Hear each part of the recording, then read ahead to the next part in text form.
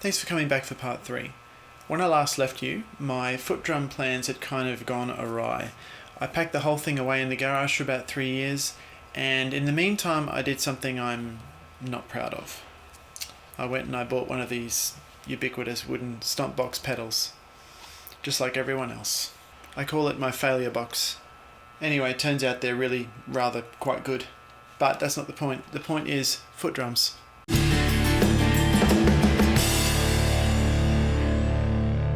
Literally 3 years went by until I came up with a new approach, and luckily I filmed most of it this time. I realised that if I wanted my foot drums to go through a loop pedal, I was going to have to go electronic.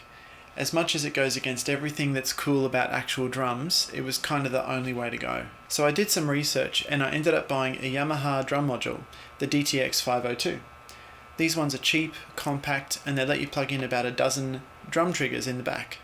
I decided to make my own trigger pads by designing a layout on cardboard first and transferring that to plywood. I actually used the same kind of plastic coated plywood that you'd normally make road cases out of.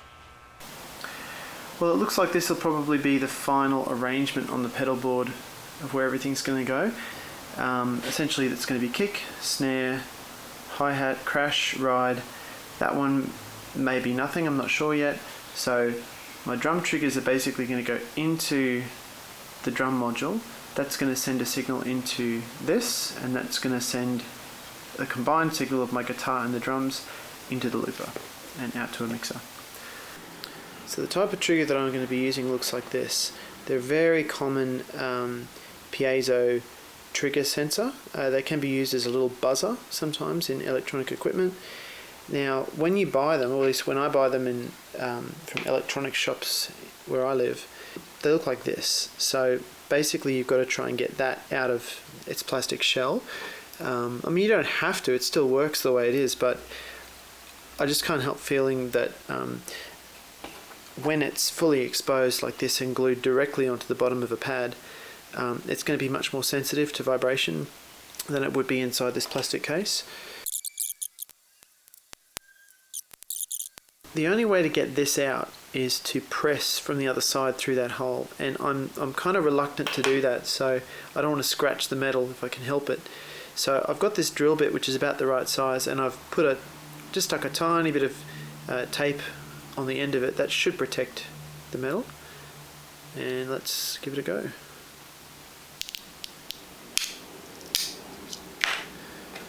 There we go. I'm trying to decide where I actually want to have my little piezo trigger sensor mounted. Now you might think, well, why don't I just put it dead center? Maybe I should put it up near the toe, maybe down towards the back of the trigger pedal.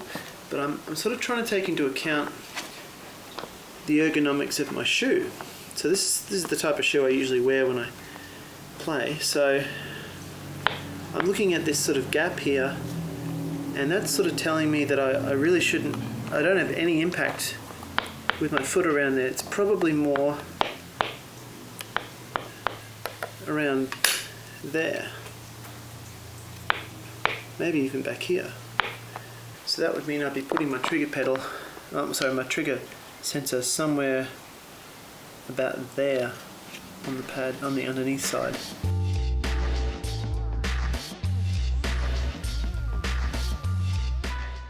Right, well I've set up a little bit of a test here.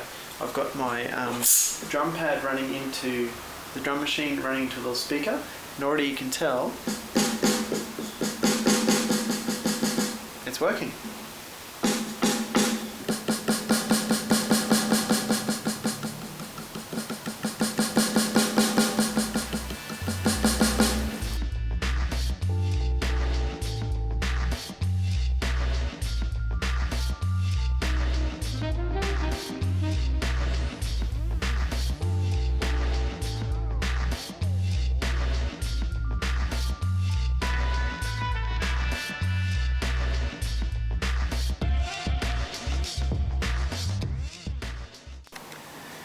Right now, to test the heel, if I'm hitting like this, to me it feels like it's about there. That's where I'm hitting the hardest.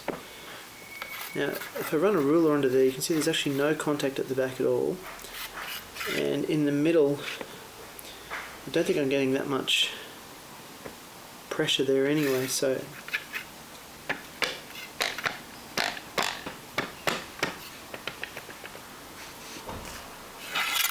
I reckon it's about there. That's the point of most impact. Now for a special feature I've been planning for a while. I don't think this has ever been done before, so it's going to take some explaining. This is going to be my kick pad, and I've got 3 separate triggers on here. The reason for that is because I want to be able to swivel my heel to 3 different positions, as you can see in this design, and I want to make sure that when I do that I still have a good sensitive trigger response from each position. If I just had the one in the middle, then when I swivel my heel to the left, it'll probably be a very weak signal. So I'm going to have all 3, and they're all going to be soldered to the same cable. But why am I doing this? The reason I'm doing this is because I want to actually be able to trigger 3 different bass notes from my guitar. Have you figured out where this is heading? I'm going to use these micro switches, and I haven't actually worked out how I'm going to do this yet, how I'm going to mount them and how the system's going to work, but the plan is to have 1 micro switch in each position, and each micro switch is linked to an individual string pickup on my guitar. What? So that one will be linked to my bottom E string, that's going to be linked to my bottom A string, and that's going to be linked to my bottom D string. And when I swivel my heel into different positions, it's going to not only trigger a kick sound, but it's also going to depress that switch with my foot, and it's going to open up the signal to that particular individual string. So for instance, if I swivel over this way, I get a kick sound plus I get my bottom E string. Over here I get a kick sound plus I get my bottom A string, and over here I get a kick sound plus my bottom D string. All 3 are going to be run into an octave pedal, and that's going to give me a sort of a pseudo bass sound. Drums and bass. One-man band. This version that I'm making today is not going to include the switches because I need to work on that for a bit longer, and I don't even have the other electronics that I need. So I'm building it this way so that I can actually practice swiveling my heel left and right depending on what chord I'm playing, and actually get used to those movements with my foot.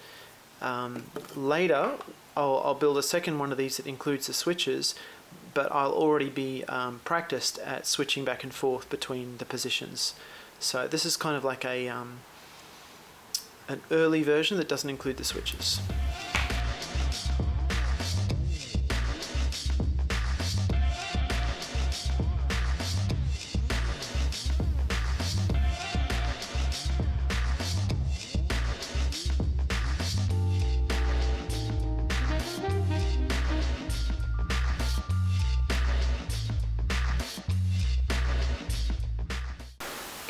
So that's my snare, which I hooked up earlier into the speaker. This is my kick.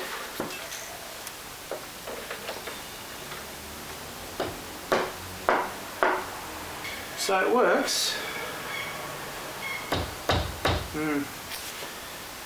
Unfortunately,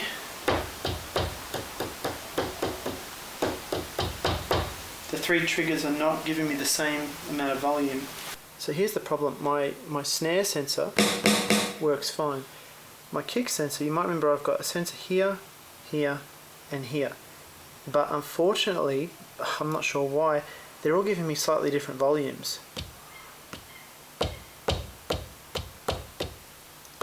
Can you hear that one coming through? It's very soft. I'll probably have to adjust some settings in there to make that louder, but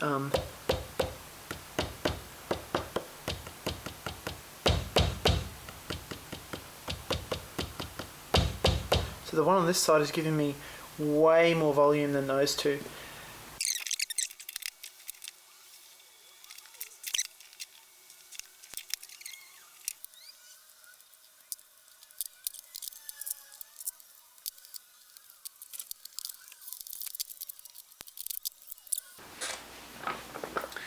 Alright, so I've been experimenting here, and when I plug this one in to the kick channel. That's how loud they all should be.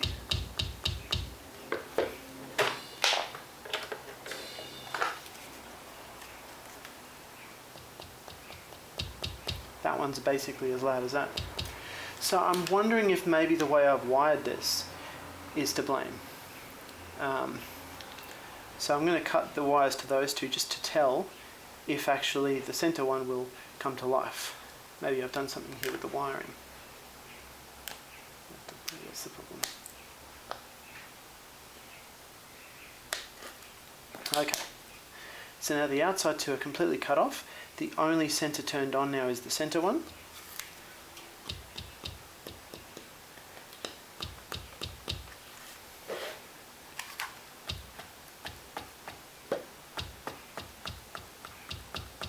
No. Still very weak. So I really don't know what the cause is then. Maybe it's a faulty sensor. Or it could be the way I glued it in. Or it could be that when I removed it from the plastic casing that it was in, it got damaged. Could be a bunch of reasons. Could even be a dry solder joint in there. So maybe I'll try that too. Let's try resoldering this.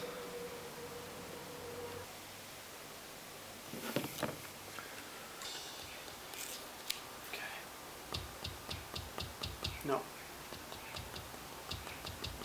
Pretty much the same as before, no difference. Okay, so because I'm not an electronics expert, like I know enough, but I'm no expert, I'm just trying to cut out all the variables. So obviously when these come brand new, they're in a plastic case, so when I remove it, possibly it's got damaged, possibly there's just variations in the way these are manufactured, maybe the way I glued it on, maybe even variations in the wood density in different spots there. This plastic surface here is also glued on or bonded to the plywood, so there could be variations along there, but I can only control so much. So what I'm going to do here, I'm going to actually solder these together the way I soldered these ones together, and I'm going to see if when I do that, if these all have roughly the same sensitivity just by themselves before any alterations are made.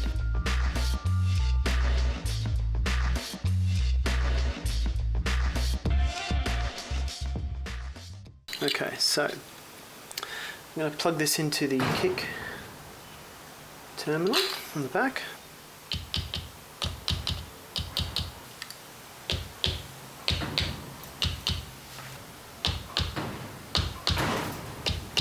Those are picking up identically, so I think I just must have had some problems with my other ones.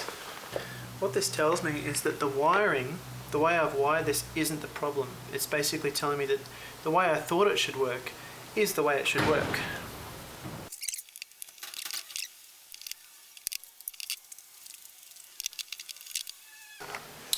Alright, I'm just holding these in place to check whether they have roughly the same balance. And they do. Huh! I can't even hit my finger. That's cool.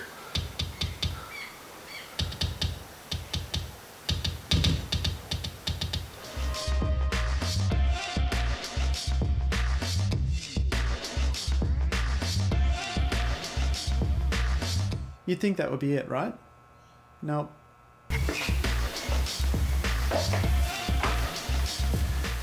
Well, after all that work,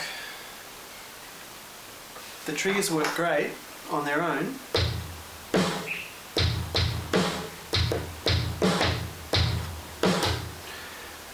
But unfortunately they don't work together, because when I put my foot on these, I get so much crosstalk between the two pads that every time I hit the snare, the kick goes off as well, and every time I hit the kick, the snare goes off as well.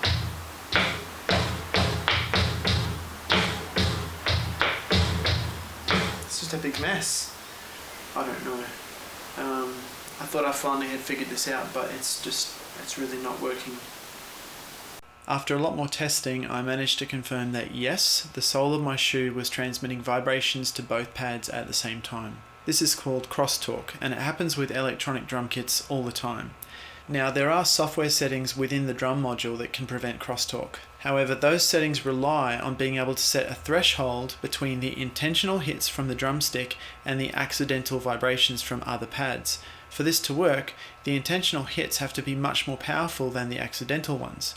But because my foot taps are so soft compared to a drumstick impact, the drum module can't tell much difference between the intentional hits and the accidental vibrations.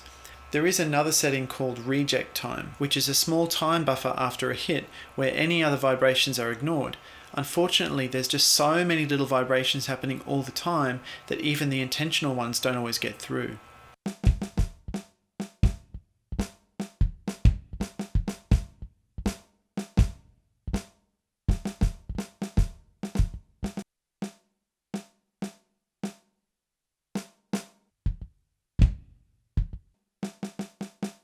So I dove back into research and I looked up every type of drum trigger design known to man. From gluing nuts to the back of piezos, to complex suspension systems, to trigger cones. Nothing really seemed to be suitable for foot drums. So I decided to take another break. For about a year this time.